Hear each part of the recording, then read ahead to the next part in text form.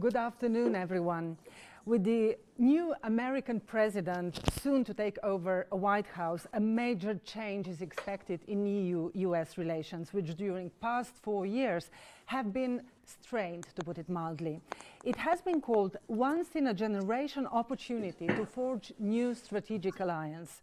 So how wide is the Atlantic at this stage, when we are supposed to start a new chapter in European-American relations?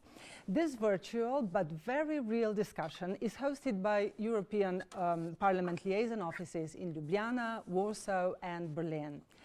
And Democratic Senator Bob Menendez, the ranking member of the Senate Foreign Relations Committee, has joined us from Washington, D.C. Member of European Parliament David McAllister, chair of the European Parliament's Committee on Foreign Affairs, has joined us from Brussels. Mrs. Federica Mogherini, former High Representative of the European Union for Foreign Affairs and Security Policy, is in Brussels. Mrs. Danuta Hübner, member of the European Parliament Committee on International Trade, should join us in any minute from Warsaw.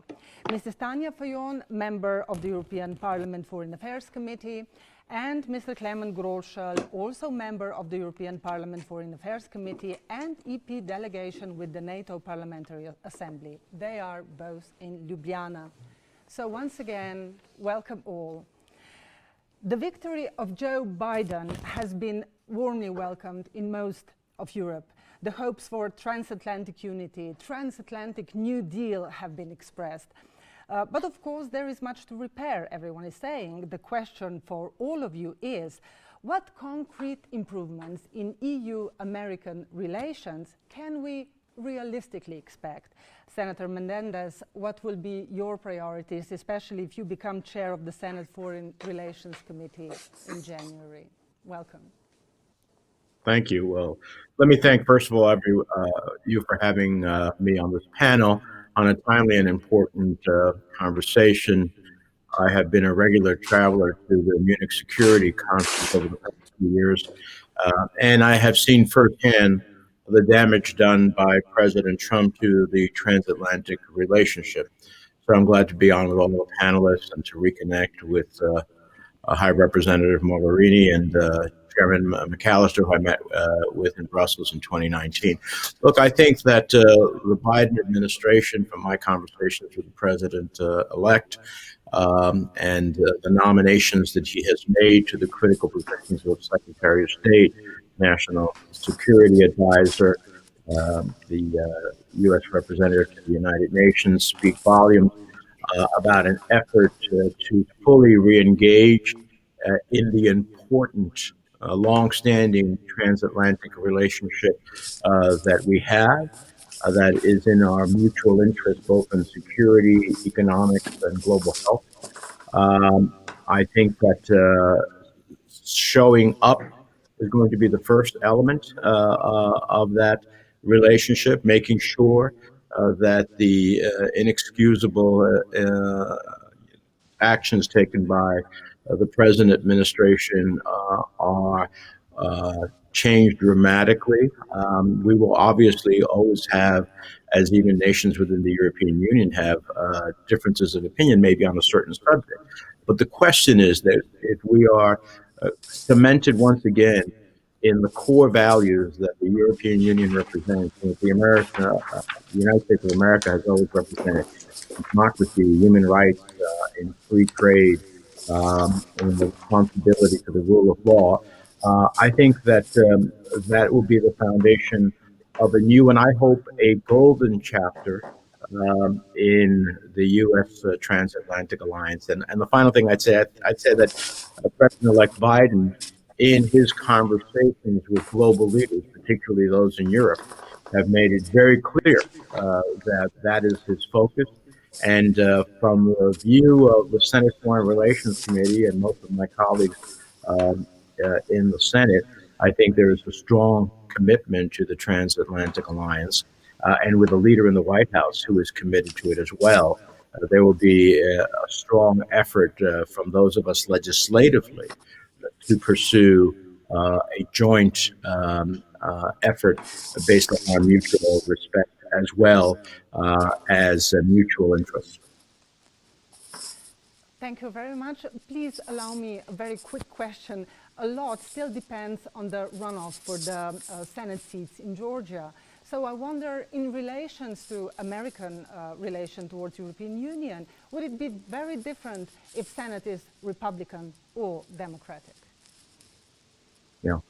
Well, I'm tempted to say absolutely yes, but as someone who believes that we speak stronger when we speak together, I think that without President Trump in the White House, many of my Republican colleagues will feel more emboldened to have the type of view that I think that most possess, that the transatlantic relationship is an incredibly important one, that NATO is an incredible, important security institution, as well as founded on the basic principles that all of our countries are founded on.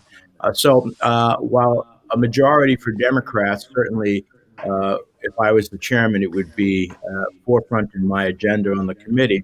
I still think that even if we do not obtain that majority, which I think we have a real chance of doing, that there will be a stronger commitment in terms of a very open and forward-looking effort and a bipartisan basis. And I think that's important and good for the relationship. Let's now hear the European expectations, starting with Mr. McAllister in Brussels, please. Well, thank you for inviting me and for organizing this.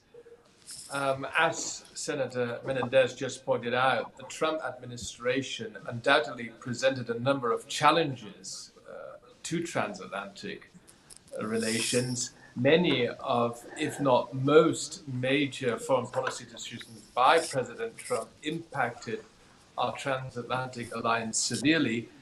There are so many examples I could mention now. I'll just name a couple.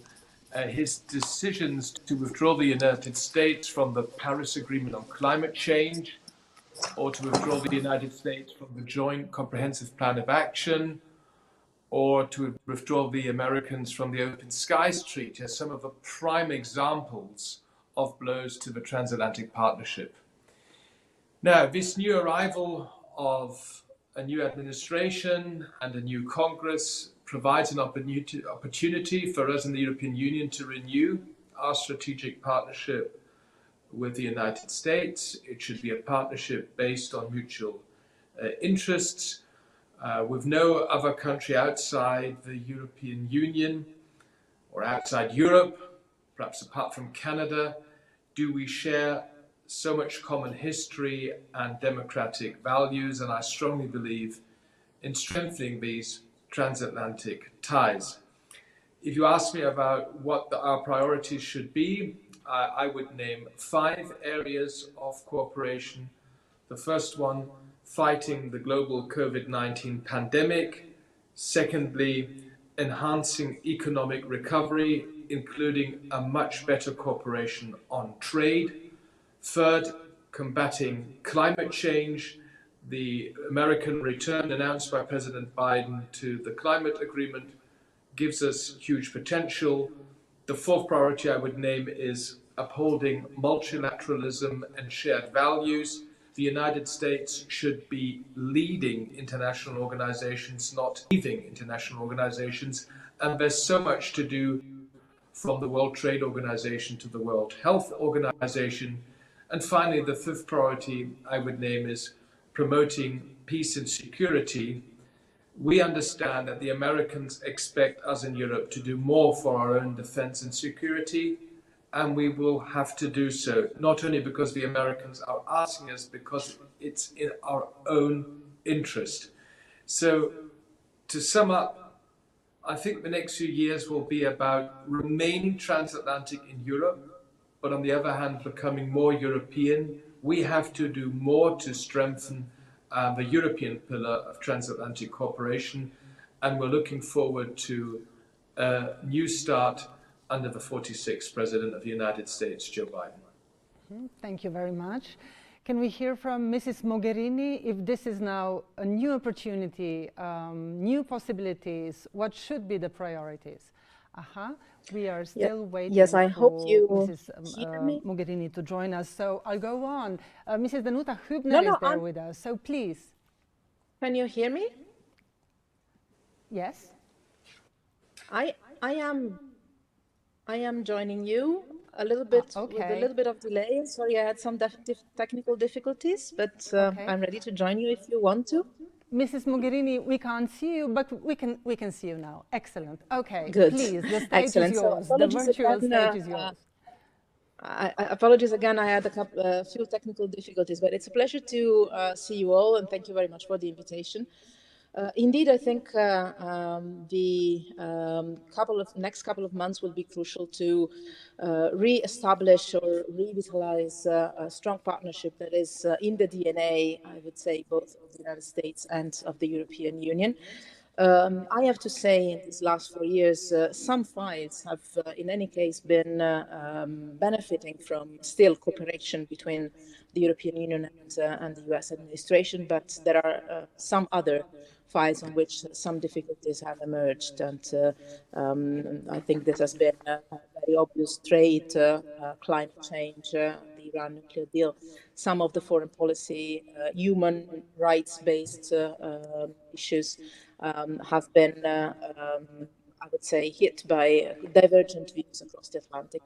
I would say that the incoming administration has the possibility, the opportunity to re-strengthen the transatlantic bond that has always been there. I think it's an investment that is there to stay. I think that at the same time, for us Europeans, it has been a good opportunity to realize that we are able to stand on our own feet if needed. We always prefer not to do it.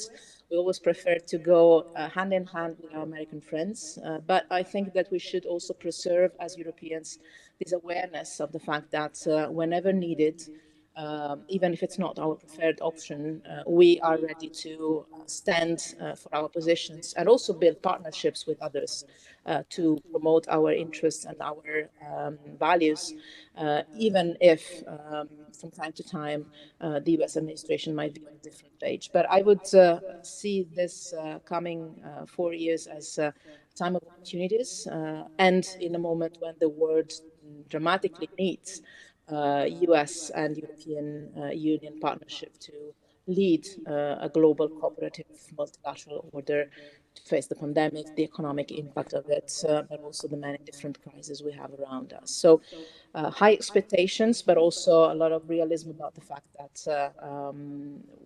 there will not probably be a simple coming back to previous years. It will be, in any case, a new era, and we will get there as Europeans with different awareness of our capabilities to have a capacity to stand for what we believe in. Okay. Thank you so much, Mrs. Mogherini. Mrs. Hübner, can I ask you now the same question? And maybe can you just concentrate on things that have not been pointed out before? Thank you.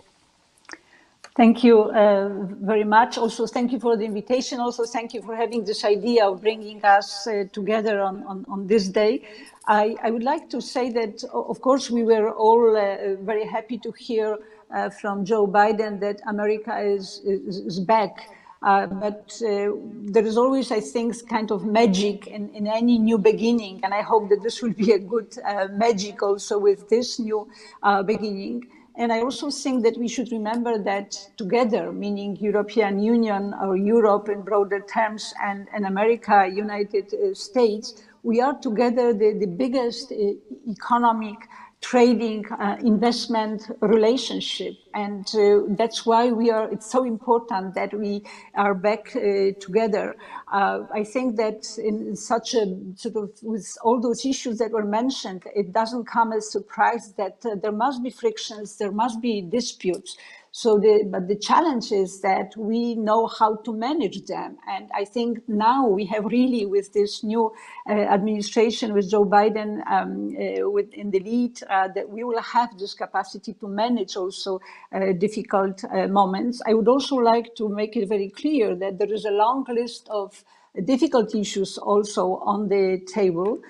we know that American nationalism will not go just away. It will be different. And I think it will be also something that we will be discussing, also taking into account that we are now also, as Europe, thinking more and more in terms of the open strategic autonomy. So I think we exactly have to sit at the table and discuss the issue. But it's not only about bilateral things, which are important as they are and fundamental very often, but it's also about the world, which I believe needs also a strong European-American cooperation. And it's also not about the small deal, lobster deal, mini deals, and all those tiny things which are Airbus, Boeing. I know they are not tiny, but there are, compared to the fundamentals which have been shattered over the last 4 years, these issues are less important. And I was very happy to hear from Joe Biden that he sees our relationship also in terms of caring about the fundamentals, the democracy, the human rights, and democratic principles and values to be addressed within a framework of a global summit for democracy. I think this is absolutely excellent idea, and I only can hope that we on the European side, and especially also European Parliament, that we will just get into it. Let me mention also one more thing, which I think is important, because we understand that it's normal that there will be a strong focus on domestic agenda in America, a lot there to be fixed and changed and developed. That we understand, but we also see that many of those issues which look like domestic issues, they have also the international dimension, and climate already, I think, was mentioned, but that's exactly, Joe Biden sees the climate not only as an important domestic issue, but also as the global security issue. And the fact that John Kerry will be his envoy actually on climate shows also the importance of climate change and climate mitigation efforts for Joe Biden. And this is what Europe is also caring strongly about. So I'm absolutely convinced that on climate issue, having America back in Paris, but also working together on all sorts of dimensions of climate challenge, I think will be a very important platform for us to cooperate.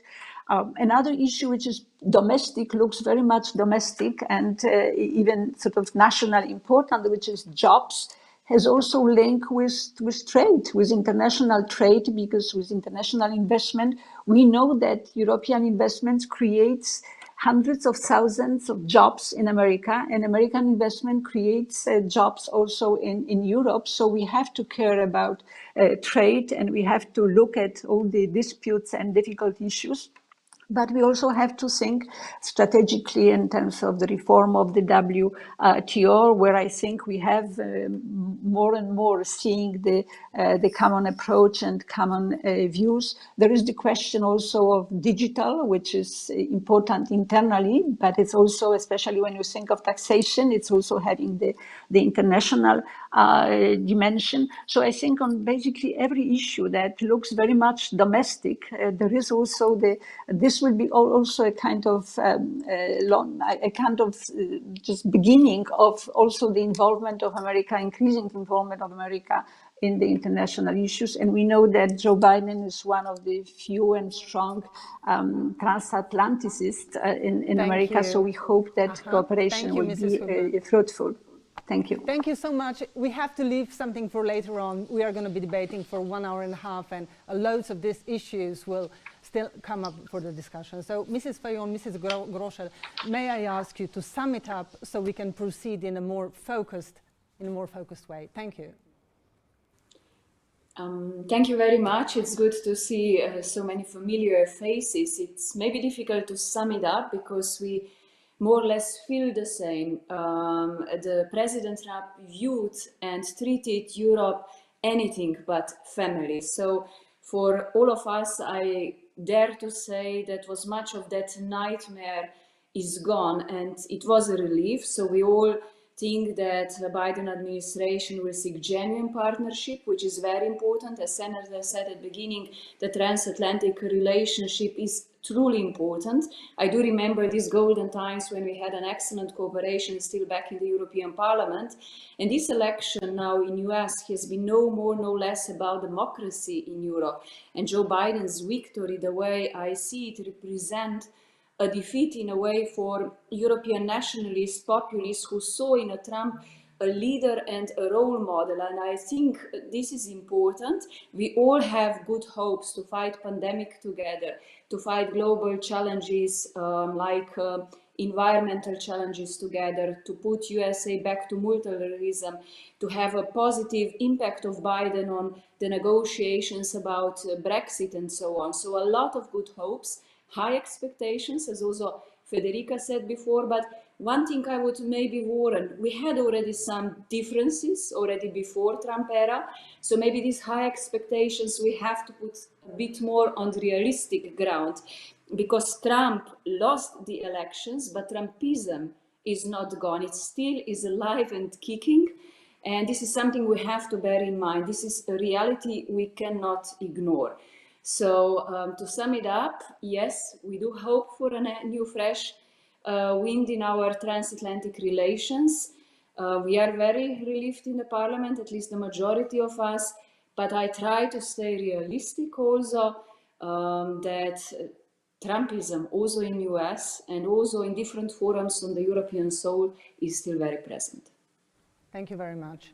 Thank you very much. So, Mr. Grošelj, please. Okay, we have problems hearing Mr. Grošelj, I think. Let's try. I forgot to unmute. Okay, please. Good evening. Can you hear me? Yes.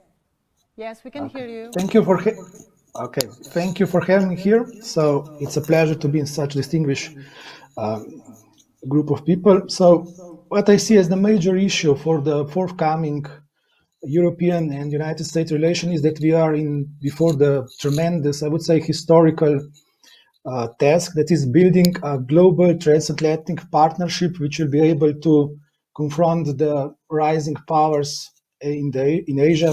By this I mean especially China, and especially the major challenge which will arise if China and Russia can do their own strategic partnership, because it will not be only the issue of technological prosperity or the well-being of our societies, but it will be the question of democracy or autocracy. So it's the major issue for Europe and for the United States is that we need to set up this strategic partnership which will be able to defend the multilateralism on one side, to defend all those basic values upon which both of our societies and countries are based upon, on the values which were defended by also with American presence, military presence in Europe. We should never forget that the United States youth was fighting 2 wars on European grounds for the sake of those basic values which are now under threat. And I think this is our major responsibility in the forthcoming next 4 or 5 years.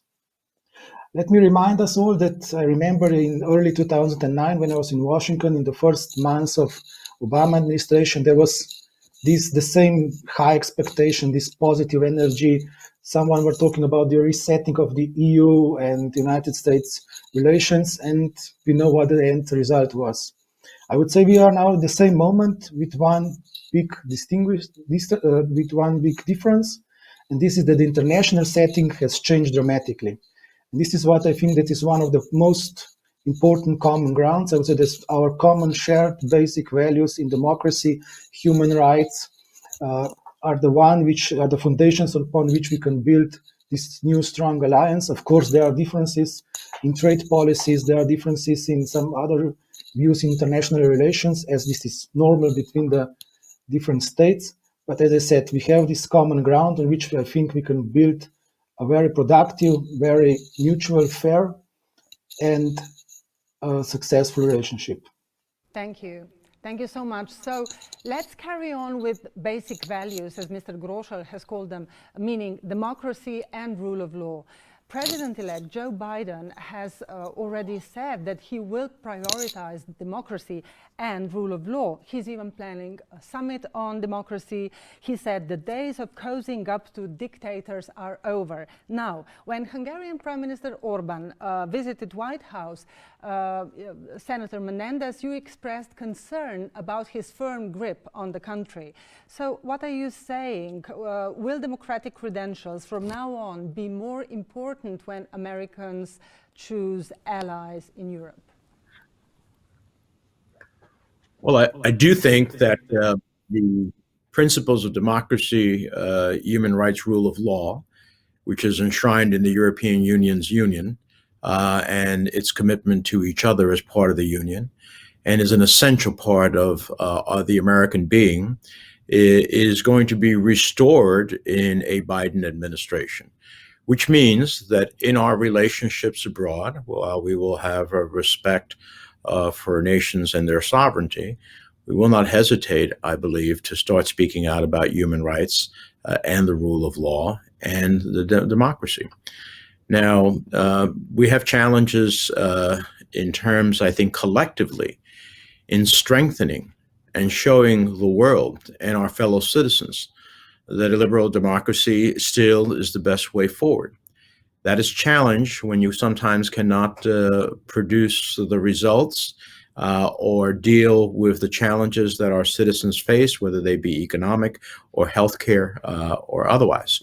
But that is our task.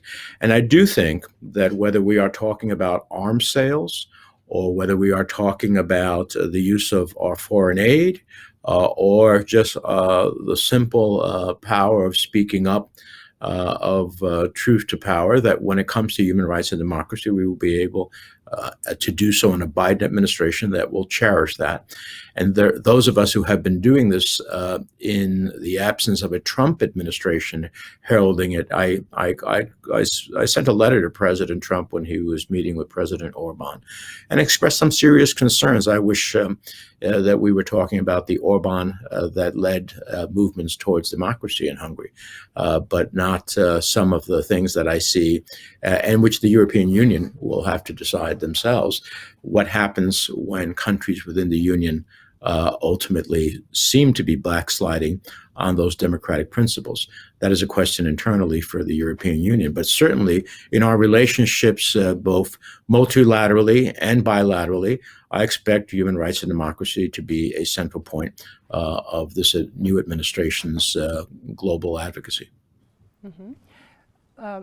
Mr. McAllister, a question actually for our all-European speakers. If White House will not be seen as a sort of awarding some of the European leaders who might be in disagreements with Brussels regarding democracy and rule of law, will it be easier to find a common European approach on certain subjects? Mr. I'm very sorry, I couldn't hear you. Because of technical Okay, I will repeat the question. I mean, if White House will now not be seen as somehow awarding, certain political tendencies in European Union that Brussels might think are undemocratic and so on, will it be easier to find a common European ground, common European approach when we come to such tendencies? Well, as Senator Menendez just pointed out, what happens internally in the European Union has to be sorted out internally in the European Union. The European Union is a community of values, and one of our values is to respect the rule of law. And we have to be very clear on this, and there can be absolutely no rebates for any member states. And that's why we are leading these not easy internal discussions with two of our member states, Poland and Hungary. But on transatlantic cooperation, I would say what we have in common, the United States and the European Union member states, is that we share values, the respect for democracy, the rule of law, and other important values. And I think it's important that we promote a joint agenda in international organizations, in multilateral structures to defend these values and to promote these values. And I would very much welcome if we returned in the United States to a policy, a foreign policy, which is in favor of multilateralism and international organizations. And I can only underline what Senator Menendez just said. And a final point, if the US now returns back to an agenda in promoting human rights, this would also be very much appreciated in transatlantic cooperation. Thank you. Mrs. Mogherini, Mrs. Hübner, Mrs. Fajon, and Mr. Grošelj, would you add something to this? Mrs. Mogherini, please. The moment when the then Secretary of State of the United States stated publicly that the United States foreign policy was not based anymore on human rights considerations, it was a very sad day for the European Union. I perfectly remember that day, and I can share with you the sense of feeling lonely on the right side of history, but still a little bit more lonely than before.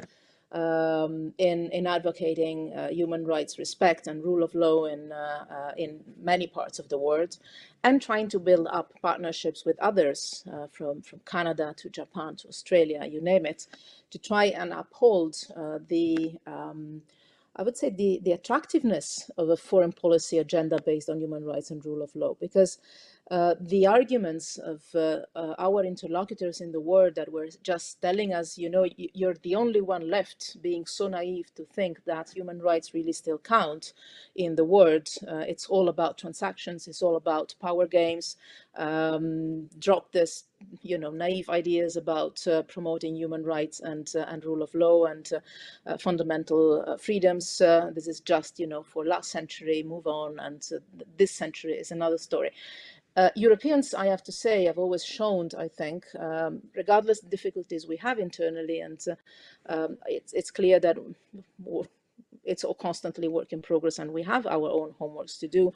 But I think that Europeans have always managed on the external agenda to keep that point strong and clear to our interlocutors, conditioning aid, including in the trade agreements even, clauses that were referring to human rights, respect and rule of law, not to mention, obviously, environmental and sustainable clauses. So I think that on this, we have, as a union, helped to keep the point on the agenda, but in very challenging environments. And I think there is an additional point to be underlined. The domestic debate in the United States on human rights and rule of law have had an impact on the European Union internal debate, I think. Yes, it has been easier in Europe to say that human rights and rule of law were just a nice to have, but not really a fundamental element of our DNA, because things in the United States were going in a certain direction. And I think that one of the main challenges the Biden administration will have, and that will be key for the rest of the world as well, and not only for Americans, is the work to restore diversity, respect, human rights inside America itself. That's probably going to be a lead by example exercise that is very much needed, I think, these days. And yes, it will also help, I believe, the European debate, and for sure it will help other countries around the world that will find it more difficult, I think, to hide behind pretexts or excuses at the moment when the United States, together with Europe, will put human rights as a key priority of our foreign policy agenda. Okay. Mrs. Hübner, you have recently warned against power grabs by unscrupulous politicians and stressed that in European House the rule of law must be respected by all means. So what would you add to what has been said already? Yes, I would like to add. I basically agree with everything from what was said from Senator Bob Menendez to David and Federica Mogherini. I think they are all right.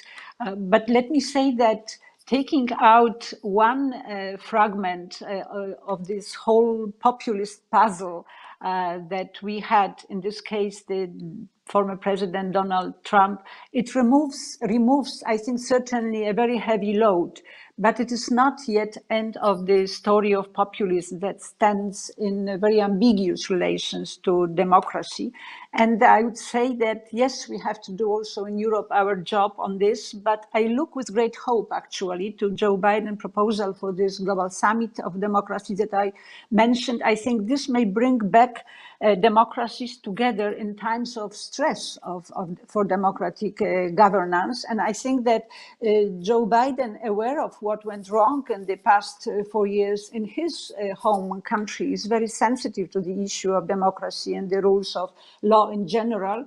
And in Poland and Hungary, what happened actually there, it just also, and which is a good news actually, it does resonate very strongly. We can see it on the streets of Warsaw, where you have mostly women recently over the last 2 months, and also young people, together with the political opposition, that they have been for weeks now actually protesting against this Polish slide into the authoritarianism, and people are frankly, I think, everywhere fed up with those parties that, for example, in Poland, trend toward Polexit and the destruction of the rule of law and all the independent institutions that could be a controlling force over the unbridled will to power of the populism. So I think that we have phenomena that go across the world, and that's why we need also to be together on this. Because also in Poland, for example, I think people understand better and better that if the rule of law is destroyed, then we will find ourselves on the margins of the European Union, but also on the periphery of the Western world. And we don't want to lose something that we have fought for the past 30 years. So I think anybody that can work with us and can help us also as people, because it's not about governments, it's about people that are paying for consequences for irresponsible behaviors of politicians. Everybody who can help, who can provide light, who can support is very important, independently whether this is Joe Biden in America or whether this is us, European Union, European institutions, European leaders. We have to be together on democracy. I think this is something we cannot allow we cannot allow for depletion of democracy. Thank you so much. It is my duty. I have to, unfortunately, speed up this discussion because Senator Menendez is only going to be with us for next, 10, maybe 15 minutes, if he's got enough time. So I'm going to give a word to Mrs. Fajon and Mr. Grošelj right now, but please be short. I promise I will give you some more time later on in the discussion. Please. Okay, I'll be very short. I mean, each relationship means that both sides have to cooperate for the relationship to work. So why I'm saying that, it maybe less depends on Biden than on European Union, how the relationship will develop in the next few years. Because if we speak about democracy and the rule of law, we have first to make sure that this works in the European Union. We may speak for years about the problem in Hungary or in Poland, but only once we will resolve that through our institutions, also now with the negotiations conditioning rule of law with the future financing of member states, only once we will make sure that we are credible and strong on our policies, then we can also build strong relationships with our partner, not to judge them, but make our house first, that the rules are working. So the same goes for what are the capacities on our side when it comes to foreign policy, defense policy, security policy. So that means building a true relationship, and US and EU are basically the biggest and the longest having relation, economic, really big, strong relation. And that is why I think we are all here equally responsible, whether we will be able somehow to defend our democracy and the rule of law. We cannot preach others if we don't secure that on our ground.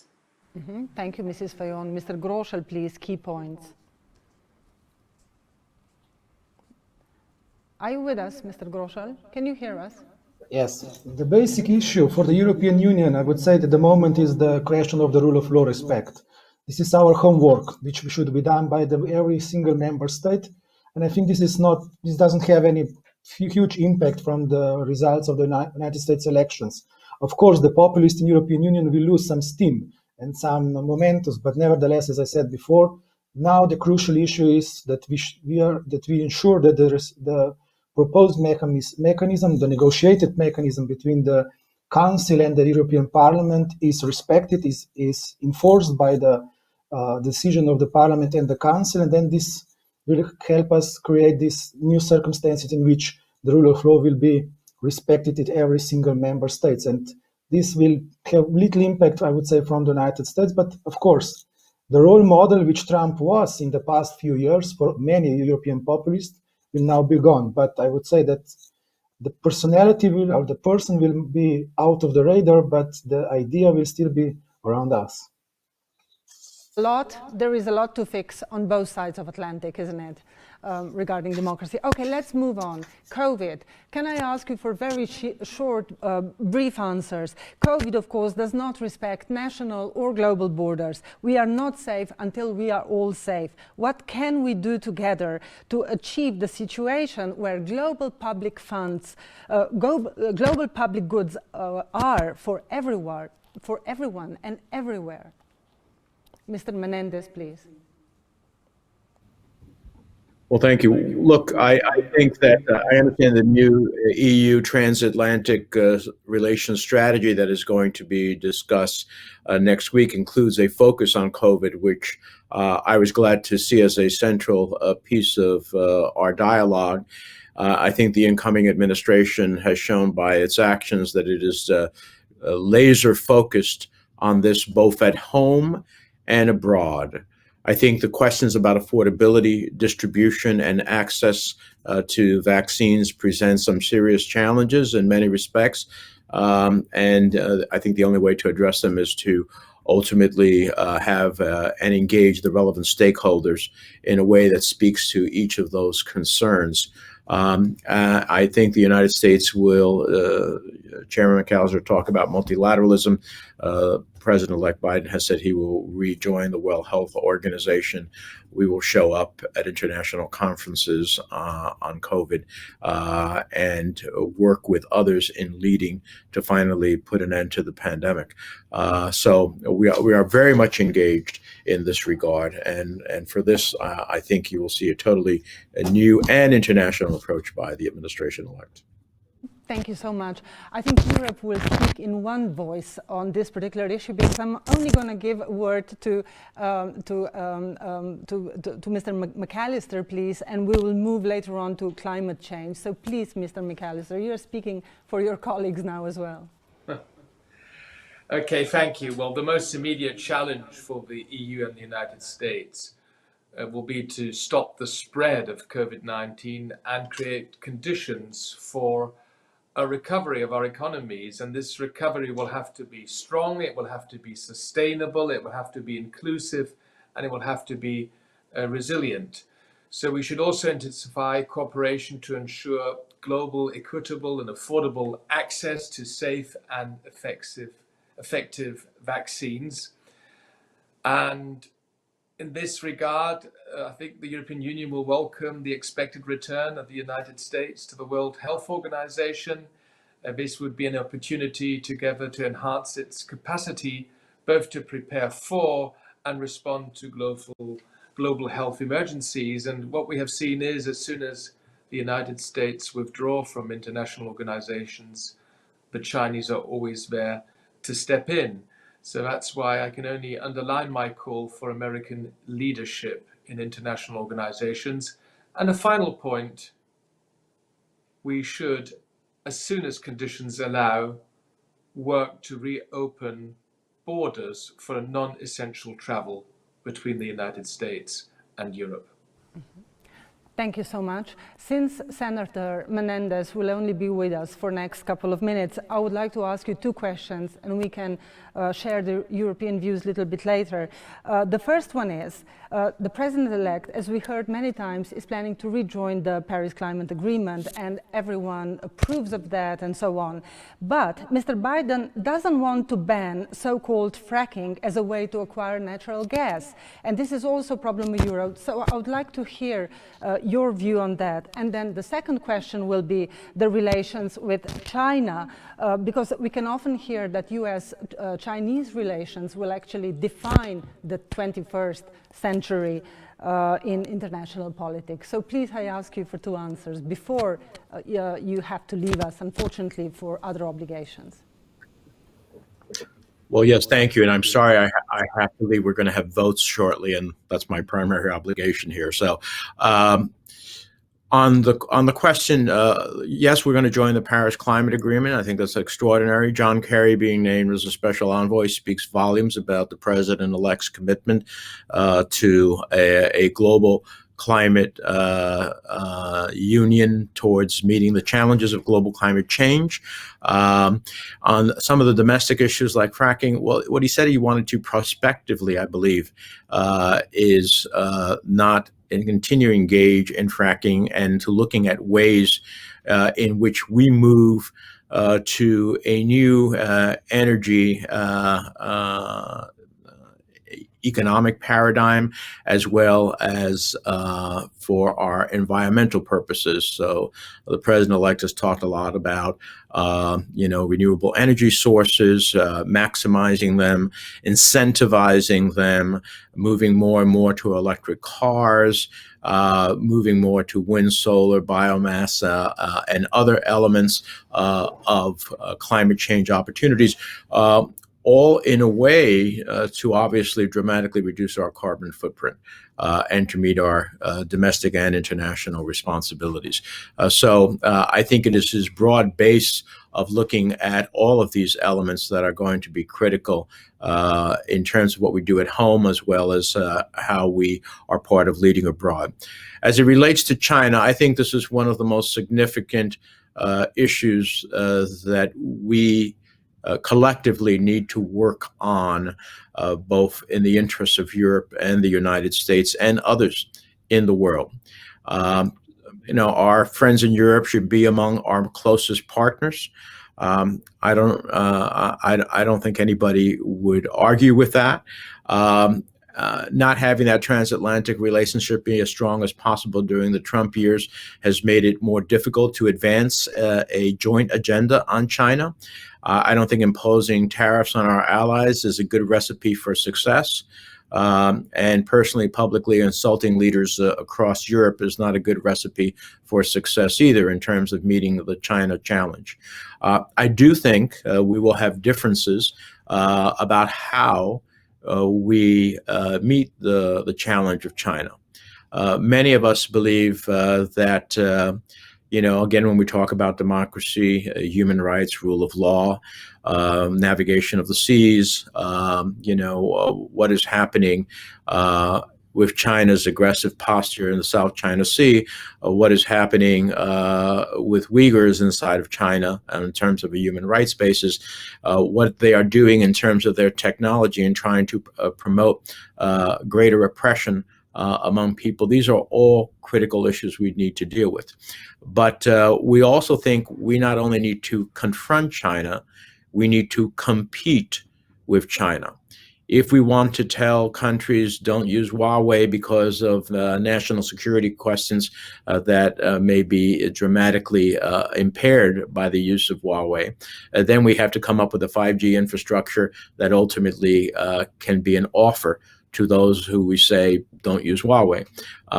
We need to think about how we collectively organize our abilities in terms of foreign assistance. We may not go dollar for dollar with the Chinese in terms of their investments, which are often corrosive in terms of countries. But there are many things that we can do collectively to bring to bear our abilities to countries so that they don't head down a wrong path that seems rather shiny at the beginning, but then it's very costly at the end.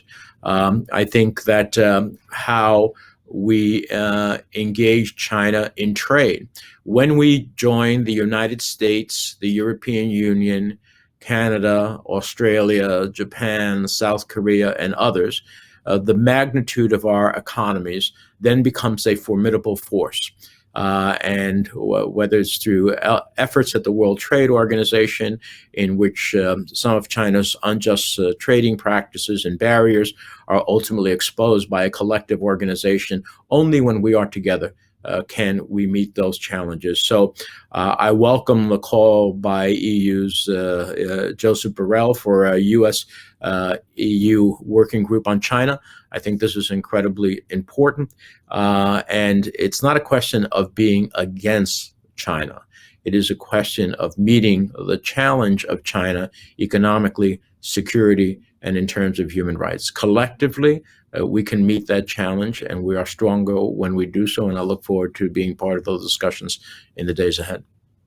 Senator Menendez, please allow me just one question more. In 2015, you opposed the Iran nuclear deal. Now, if President-elect Biden would want to rejoin that agreement, would he have your support for that?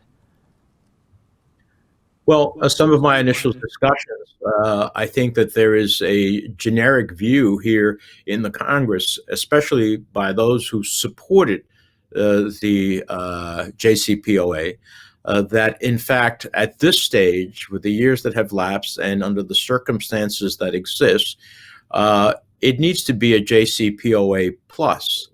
Some of us have offered returning to the JCPOA, but with an understanding that there is an engagement with Iran on several other critical international security questions.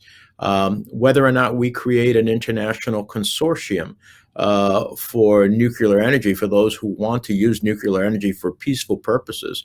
And that consortium can produce not only for Iran, but for countries in the Middle East and others, so we don't have a race to nuclear power, not just for domestic energy consumption, but also for potential nuclear weapons. That is a solution that may very well lead us to an understanding that is not Iran specific, but Iran could join. So I think at this point, the discussion is, yes, JCPOA, but it has to be JCPOA plus. If we are just talking about the JCPOA alone, I think that on a bipartisan basis, there will be concerns about just doing that at this stage. So there is a desire, obviously, to meet the challenge and do it in a peaceful way, but by the same token, not to turn a blind eye to many of the other issues that Iran presents to us, including, their missile development, which has become far more sophisticated, their continuing spread of terrorism throughout the region, and a few other things. So I think there's an opportunity for what many of us call JCPOA plus. Thank you so much for sharing your opinions with us, and of course, best luck. Thank you so much. Thank you very much. I would like to proceed with Mrs. Mogherini, since we were just talking about Iran now, because the Iran deal was one of the absolutely high points of your time in office. So with what Senator Menendez was saying now about changing the deal, adding new things, calling it with a new name, how does that go along with your view on how to approach Iran issue now in this new atmosphere of European and American cooperation? Yes, we discussed with Senator Menendez many times about the Iran nuclear deal around the time when it was concluded and then when it was entering into force. He didn't mention to change the agreement. He mentioned JCPOA plus. To have a JCPOA plus, you have to first have a JCPOA in place. So I would start from there. I think that's the basic need now is to restore full compliance with JCPOA, both from the Iran side on all the nuclear-related measures. They need to go back to full compliance. let me mention that Iran stayed fully compliant to all its requirements several years after the Trump administration got out of the deal. So Iran was still compliant for quite some time. Now Iran would need to go back to full compliance on its nuclear-related commitments.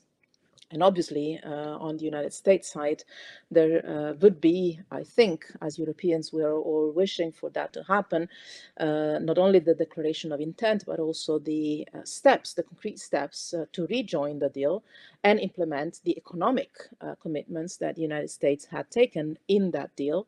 That, let me remind you, is a UN Security Council resolution unanimously adopted. So it's not a bilateral treaty, it's not an international treaty, it's a UN Security Council resolution you can comply to or not, but it's there to stay.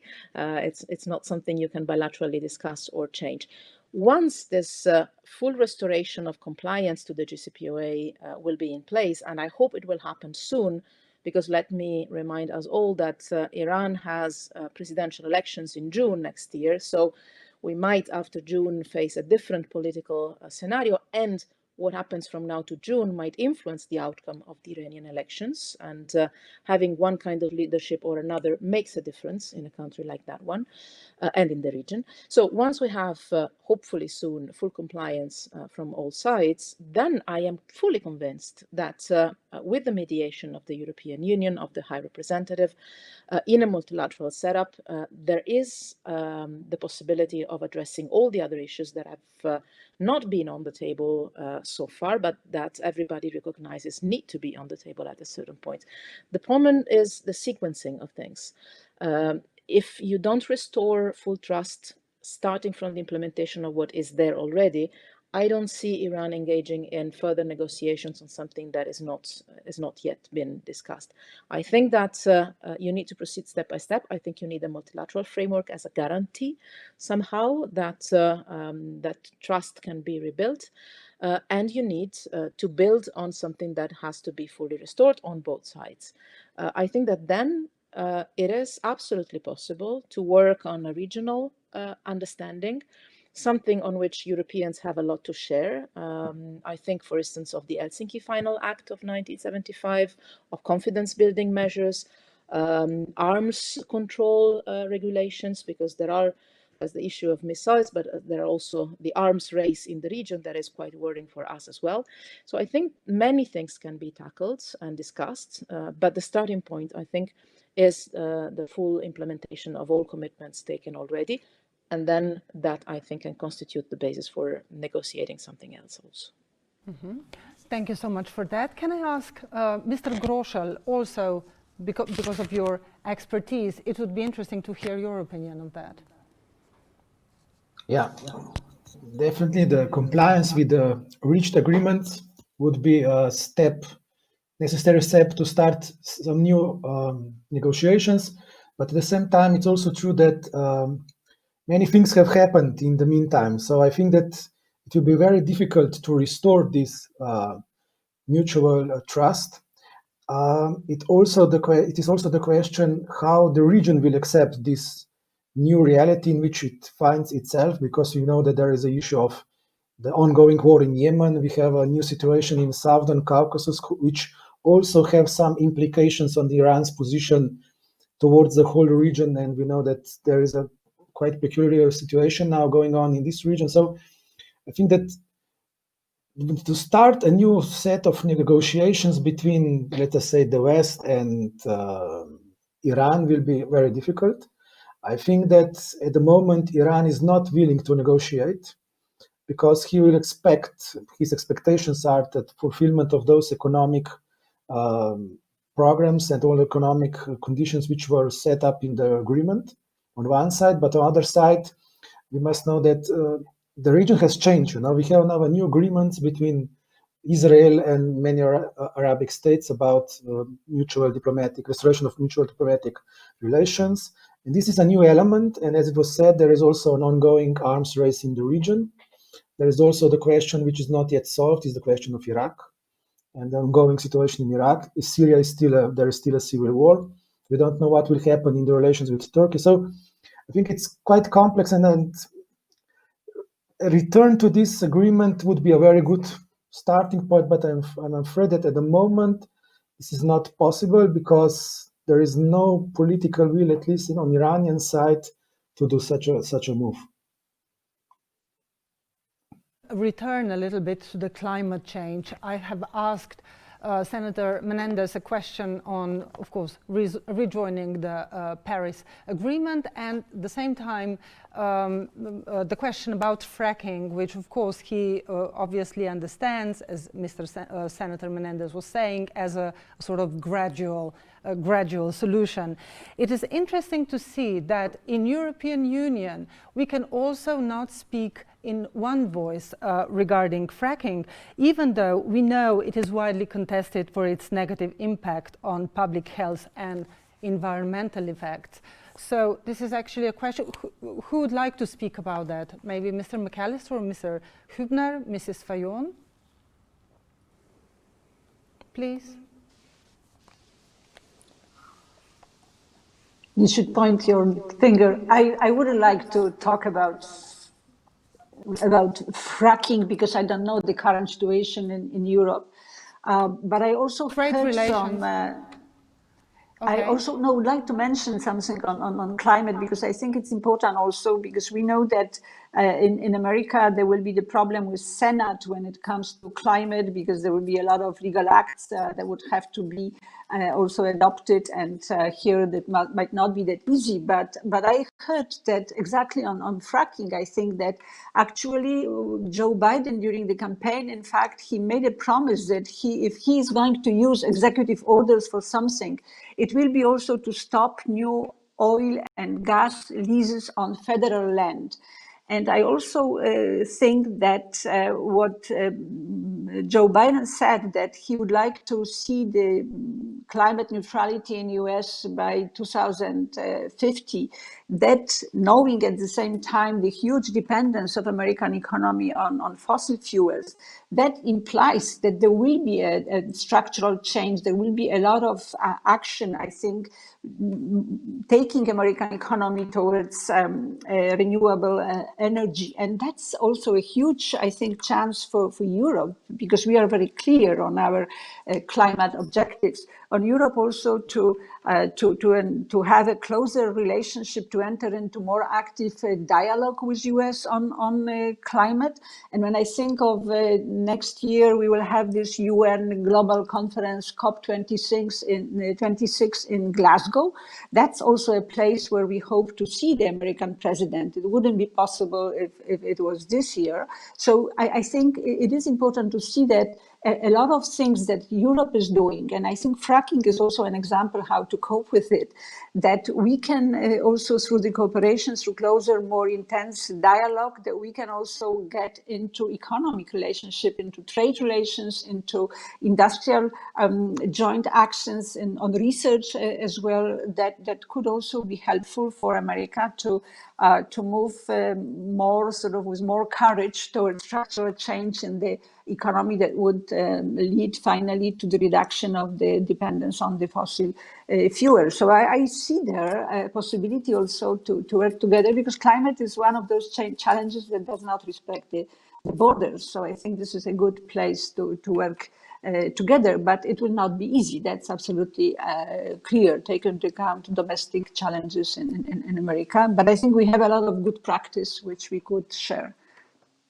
Thank you so much. But do you think we could get European Union to speak with one voice regarding fracking? Some countries allow it, some countries don't allow it. Wouldn't it be good to have it first settle in our own home? Maybe Mr. McAllister could say something about that, or Mrs. Fajon? I don't know, David, you go, or I... Please. I would just like for our European partners to say what is the situation in Slovenia. Maybe why we are a little bit, I would say, reluctant to see what will happen as regards the climate change, climate fight in the US new administration. Of course, we do hope that Biden administration will go back to Paris Agreement, and it's great to see Kerry, who is now responsible for climate fight change, and it's a good friend of our Franz Timmermans, the Vice President of the Commission. But fracking in Slovenia is not a method we are using, and at least the part of the opposition to which I belong, or progressive forces in Slovenia, are really trying hard to ban fracking in Slovenia, as we see it as a bad or dangerous method having consequences on the environment and health of our citizens. So maybe for easier understanding, I would agree here with those that believe that first we should maybe resolve our common position in Europe also, to then understand how we will deal as regards this question with the US administration. Thank you so much. If I've asked Mr. McAllister for a word on that, but if you don't want to speak on fracking, if you don't find it so important at the moment for our present discussion, you don't have to say anything on that. Well, I don't have nothing much to add to what colleagues have said. This is an ongoing discussion in the 27 member states of the European Union. The risks associated with fracking have certainly triggered concerns about public health and environmental effects. I'm following this debate very closely in my home country, in Germany. And I think if you have a look at this technology, you have to make sure, but on the one hand, there aren't risks that may arise from individual projects, but also you have to look at the eco-balance. It's about the environmental integrity. And I think in the last few years, the debate has shown that many questions arise around fracking. I know that the European Commission started an internal discussion with the member states already in 2014, but in the end it's up to the member states to decide. But one thing is clear, as regards our very ambitious climate protection goals, I would put a few question marks behind the use of fracking technology. By the way, this might also include gas imports from the United States, who knows? But that's something that President Biden will have to decide, not us here in Europe. Of course. I think Mr. Grošelj wanted a word. Am I right? Thank you. Yes, thank you. I would say that the question of fracking is the question actually of our European Green Deal. The issue is not, I would say, let us not focus on the past technology, the technology of the past, because if all the agenda which is set by the Green Deal will be met in Europe and also on the other side of the Atlantic Ocean, then this fracking technology will be something which will be gradually become outdated technology. And I think that the major opportunity for the United States and for the Europe are in common development of basic technologies needed for the meeting of this set climate target, because it's not only the European industrial base will not be sufficient. We need to cooperate, and now there is opportunity because the United States have the very similar climate target to cooperate in development of new technologies, basic new technologies needed to meet our ambitious climate targets.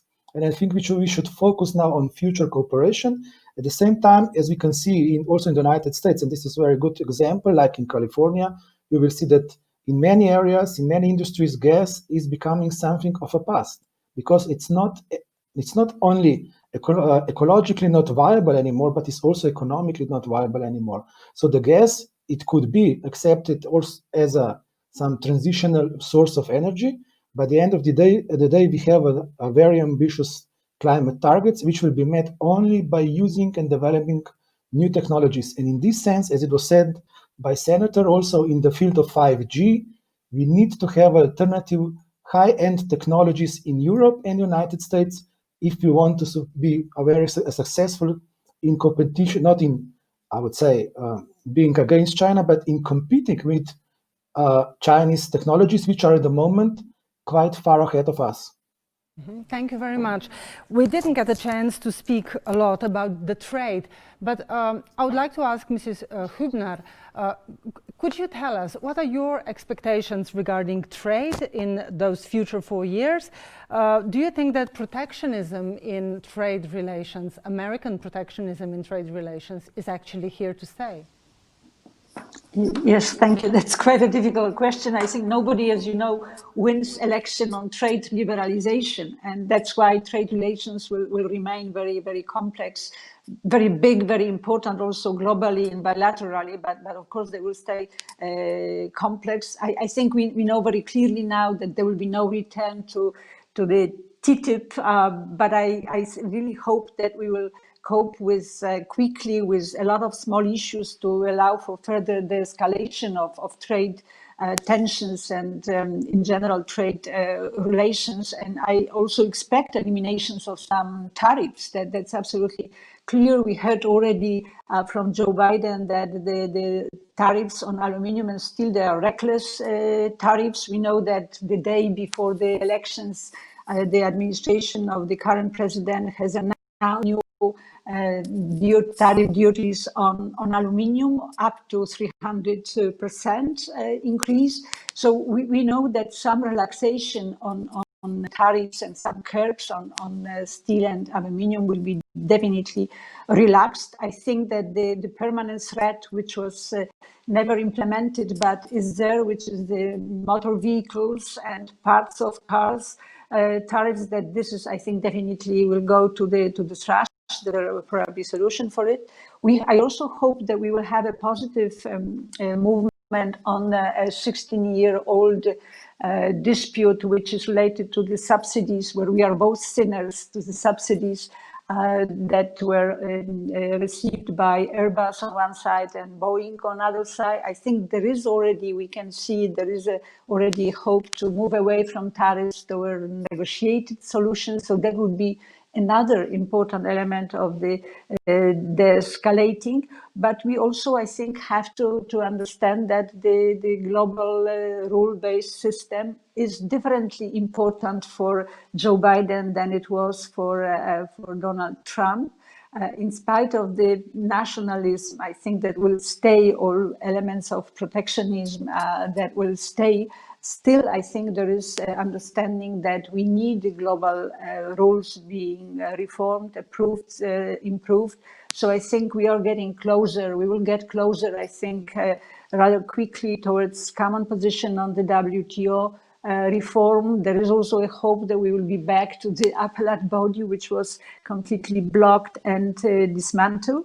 But there is also, I think, a constructive agenda related to the digital economy. I think we agree on the importance of core areas of the technology and the digital, and we have to move on standards, because the Chinese will continue to produce, to expand the space with where the Chinese-made standards might become a reality. So we have an unprecedented opportunity, I think, on trade and economic cooperation now to work together and to work also on regulatory solutions, which is, I think, the one opportunity in generations to start doing it now, where we can do it from scratch for the digital economy. It's easier than to change the well-established standards and norms where we differ. So I am actually, I can't say I'm totally optimistic, but I think there is a chance that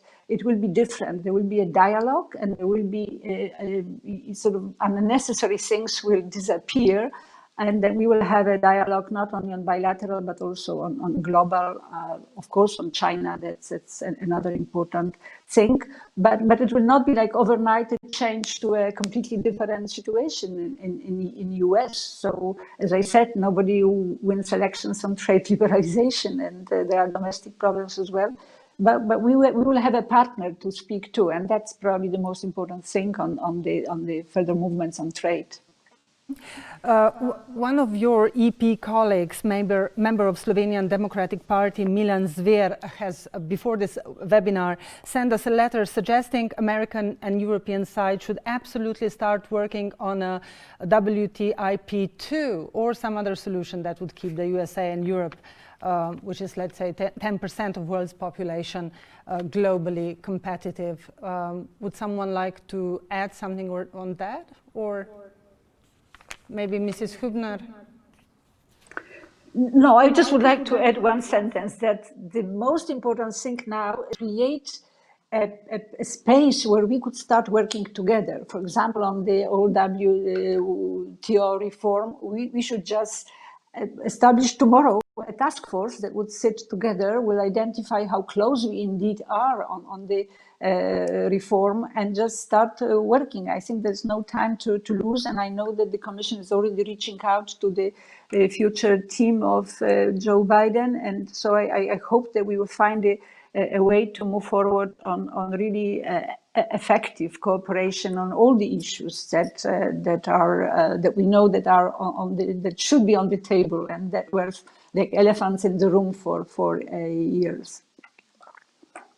As you were all saying in the beginning of this webinar, of course, America has got a lot to fix at home, basically, before they start, or at the same time as they start sorting things with European Union. But EU currently also has two major issues open.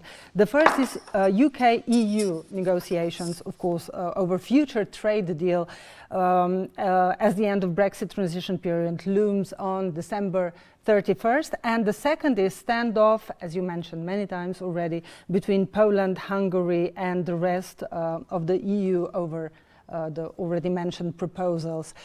So how do you think, I mean, I would like you to speak on these sort of very urgent issues. What is your opinion on those both fronts? How and when should these things be sorted? I'll start with Mr. McAllister, who's very familiar with the Brexit debate. Okay, then I'll talk about the ongoing EU-UK negotiations. I would say we are now entering the crucial phase of the crucial phase of the crucial phase. I think we need clarity in the next few days if we will have an agreement or not. I have been in close contact with the team of Michel Barnier throughout the last few days. I get daily updates on how things are proceeding. Both sides have made considerable progress in the last few days. Many of the texts are now consolidated, and there's been a breakthrough on many important issues like police and judicial cooperation or on social security. However, 3 stumbling blocks remain: the level playing field, governance, and fisheries. These things have to be sorted out. Both sides are now negotiating around the clock, but we need clarity, as I mentioned, soon, because the European Parliament needs sufficient time to scrutinize the text, and already we don't really have the necessary time. A lot will also be about timing. The transition period will end on the 31st of December. On the 1st of January, the United Kingdom will have left the single market and the customs union. So we need to get an agreement on our future relations done before the end of this year. So in the moment, we're looking at an extraordinary session of the European Parliament around Christmas. Of course, it would be better to do it before Christmas, but I don't know if time will allow this to do so. If not, we'll have an additional meeting between Christmas and New Year. Provisional application, as a final point, is highly unpopular in the European Parliament. The member states have to agree, the European Parliament has to agree, but also the United Kingdom has to agree. It always takes 2 to tango, and I can't tell you if there will be a deal or not. We're in the crunch phase, as the English say, but I would certainly argue that it would be beneficial for both sides if we get an agreement, because the alternative for finding an agreement is that the UK leaves the single market and the customs union in an unorderly manner, and this would have negative consequences, not only for us in the European Union, but definitely for the UK. So it's also up to the UK Prime Minister to really now let common sense prevail, and let's get this final agreement now done. Okay. Would someone like to add something on the Brexit front? Maybe Mrs. Mogherini, you are looking at this issue now from sort of almost outside. What are your thoughts on that? I'm looking at it from Bruges, where I'm currently director of the College of Europe, and I can say that this year and hopefully also for next years, we're having an increase of students coming from the UK. So it's good news from the College of Europe, and I think this tells a lot about the anxieties that the new generations of UK citizens have on their future. And also the desire they have to maybe find their way back one day, not now, but in the future, who knows. Now, what I would like to say about this is that, yes, it's true. There's the need both on the European Union side and on the UK side to find an agreement on the, as David put it, the final phase of the final phase of the final phase. The crucial moment is finally there. There's the need to find this agreement. There are internal challenges, divisions, negotiations on the financial perspectives, tensions among member states. All of this obviously is there, but what I would like to say, maybe with a little bit of distance that now I can afford having, is that this internal hiccups or turmoils or difficulties or challenges, put it as you want, do not and should not affect the capacity of the European Union to play its role as a global leader. And in the specific aspect we're discussing today, should not distract Europeans from the investments that need to be made now on revitalizing the transatlantic partnership. We have challenges, the United States have challenges. These are, I would say, normal issues that any democracy has. But this should not prevent us from putting all our energies together in what for sure is beneficial for all Europeans, and I think also for all Americans and also for the rest of the world, which is reinventing somehow, re-strengthening on new basis this strong friendship and alliance we share. Because we cannot afford doing without, I think. Again, I think Europeans have shown to themselves, first of all, in these last 4 years, that they are capable of doing things alone if needed. But the state of the world today is too dangerous, too uncertain, too complex. Put together crisis, conflicts, pandemic, economic impact of the pandemic. It is too dangerous to risk not finding solutions because we go divided on this. And so it is strategically and vitally important for Europeans and Americans now to come together fully and reinvent our friendship. Again, no matter how many internal challenges we might face, no matter how many internal challenges the United States will face, and they are facing quite some challenges, this partnership is too important for our people and for the rest of the world, because there is no way we can find a solution to the pandemic, to the economic and financial crisis we are going to face, most likely, and the current threats to security and stability of the world. There's no way we can solve it one without the other. So we definitely need to look, in our case, look west and rebuild the strong ties that have always been there, but today can be relaunched properly with the incoming administration. Mm-hmm. Thank you, Mrs. Mogherini, for summing it up so neatly, all about European-American relations. But I would still stay a little bit with Brexit. Maybe if Mrs. Fajon, Mr. Grošelj, Mrs. Hübner, it's trade deal after all, would like to add something up. Otherwise, I have a final question on a matter of Hungary and Poland and rule of law. So if any three of you would like a word on Brexit, I'll give you a word on Brexit. Mrs. Hübner, maybe? Yes, I would like to say a few words, because I think there is also US dimension or transatlantic dimension to our future partnership agreement with UK. Because as you know, UK is also negotiating trade agreement with US, and the position also of Joe Biden on on the negotiations of the future in the context, especially of the situation on the Irish island, was very clear. He made it very clear that a Good Friday Agreement cannot be just damaged by the behavior of the British side. That was absolutely clear. But the real thing is now also that the US is actually waiting for the termination of the negotiations of which David McAllister spoke with between EU and UK, and the agreement between US and UK can come only later once the relationship with Europe is clear for UK.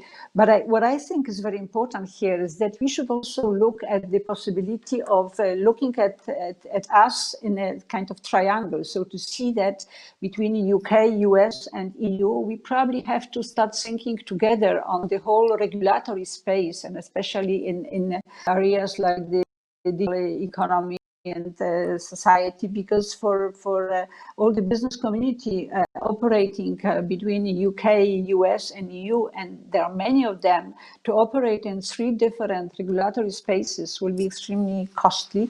And I think we have now this, after the future agreement with UK is in place, when UK will be negotiating with US, and I think, and when EU will be negotiating with US, we have to look at certain things through the perspective of common regulatory space. That would be, I think, that would be really using the window of opportunity that is now created by the new presidency in the US. Thank you. The question for Slovenian MEPs, you can of course add something on Brexit as well, but we all think, you know, that you, members of European Parliament, of course, have a very good information on everything what is going on, including, of course, searching for solution with the standoff with Poland and Hungary. And because the deal EU leaders hammered in July massively boosted investor confidence, because of market participants believed Europe has a credible economic plan to build back after the coronavirus pandemic. So how dangerous do you think it is now if standoff with Hungary and Poland takes too long? Shall I start? I mean, we are losing a lot of very valuable time to reach this agreement. I know that the German presidency is doing really everything to find an agreement as soon as possible, because as regards Brexit or reaching the agreement on financial envelopes that are really important for fighting pandemic, in both cases, if we fail to find an agreement, the consequences will be huge and very negative for Europe. Now, in case of Hungary and Poland, I think we have to remain here very strong and keep our positions, because that is how we will also defend our credibility to citizens. I mean, we are speaking also about the taxpayers' money. It's difficult to explain to citizens of Western part of Europe who pay more or contribute more money to the common budget why they should continue doing so if the other part of the countries, in this especially Hungary and Poland, are not respecting fundamental values. That is why, as we hear today, we speak today about much bigger budgets than in the past. It was a historic agreement that the leaders of the EU achieved, and this money will be important to boost the economy, our social life, health life in Europe. And that means also we have to take different responsibilities. Conditioning here the rule of law, the fundamental rights, to the budgetary rules, fiscal rules, and how we pay the money, I think this is very important. And I here count on German presidency to broker a deal, even if necessary, that we put away the recovery fund and decide that those countries that don't implement the fundamental values, rule of law and democracy, will be simply not receiving one part of the money. This is the last resort. I'm not happy about that, but it's also not European Union a la carte. So it's established on many rules, and I think it's about solidarity, and it comes also to solidarity when we are distributing European money of our citizens. Thank you so much, Mr. Grošelj. We Yes, have 1 minute inserted. Okay, in 1 minute, a very complex issue. Thank you. So I would say it's very simply, it's not only about the money, it's also the future of the European Union in question, you know. When member states were entering the European Union, they all said they have a common understanding of the meaning of the word rule of law. And we are now talking about the rule of law, which was already accepted by every single member state. And this is not only the issue of having an economic plan for the recovery. We have an excellent recovery plan, but we also need to have a basic agreement about the common values among which the rule of law is one of the most important, because without this common understanding, without of this common acceptance of the rule of law, we can hardly say what kind of European Union we will have in the future. And so it's not, the question is not that easy, but I'm very certain that at the end, the European Union will find the solution. But as I said, the position is the European Parliament, and also we must never forget 77% of the European public says that the rule of law conditionality is one of the important issues. And also the rule of law as such is very important for our voters. So I think that the rule of law should stay as it is, but also, of course, we need to take care of economic recovery based upon the common fundamental values to which we all agree when we were entering the European Union. Mr. Grošelj, Mrs. Fajon, Mrs. Hübner, Mrs. Mogherini, Mr. McAllister, thank you very much for all information, for all opinions you gave us. You are all building stronger, more democratic Europe, so good luck with that. Thank you. Thank you. Thank you. Voila. Bye-bye.